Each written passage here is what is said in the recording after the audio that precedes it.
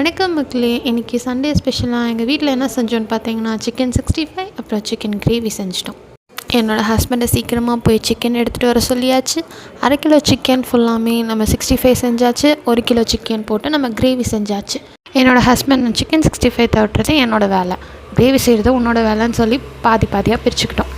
நானும் கிரேவி செய்கிறதுக்கு எண்ணெய் ஊற்றி தக்காளி போட்டு வெங்காயம் போட்டு கொஞ்சோண்டு கருவேப்பில், கொஞ்சோண்டு வரமிளகா, கொஞ்சோண்டு உப்பு, மஞ்சத்தூள், சிக்கன் மசாலா, கறி மசாலா, கரம் மசாலா, கொத்தமல்லி தூள் எல்லாம் போட்டு நல்லா தவட்டி வணங்கி வர அளவுக்கு நல்லா வதக்கிட்டு இருக்கணும். அப்பப்போ என் பையனோட சவுண்டு கேட்டுச்சுன்னு சொல்லி வெளியே எட்டி பார்த்துட்டு இருந்தான். அவன் இப்போதைக்கு தூங்க மாட்டான்னு தெரிஞ்சிச்சு. அதனால் என் ஹஸ்பண்ட் அவர் கையிலே எடுத்துகிட்டு வந்துட்டார் பையனை. இதெல்லாம் ஒரு சைடு வணங்கட்டுங்க. நமக்கு எப்போவுமே சாப்பாடு தான் முக்கியம். இது எப்போ செஞ்சு சாப்பிட்ணுங்கிற ஆசையோடு காத்துக்கிட்டே இருந்தேன். கொஞ்சோண்டு எண்ணெய் ஊற்றி கடுகு போட்டு கடுகு பொரியறக்குள்ளே வெங்காயம் கட் பண்ண சொல்லிவிட்டு என்னோடய ஹஸ்பண்டும் வெங்காயம் கட் பண்ணி அவரே தாளிக்கிறேன்னு சொல்லி அவரே தாளிச்சிட்டாரு. வெங்காயம் போட்டதுக்கப்புறம் சிக்கன் எடுத்து போட்டுடணும். சிக்கன் எடுத்து போட்டதுக்கப்புறம் கொஞ்சோண்டு உப்பு, கொஞ்சம் மிளகாத்தூள், கொஞ்சோண்டு மஞ்சத்தூள் போட்டு வணக்கி விட்டுறணும்.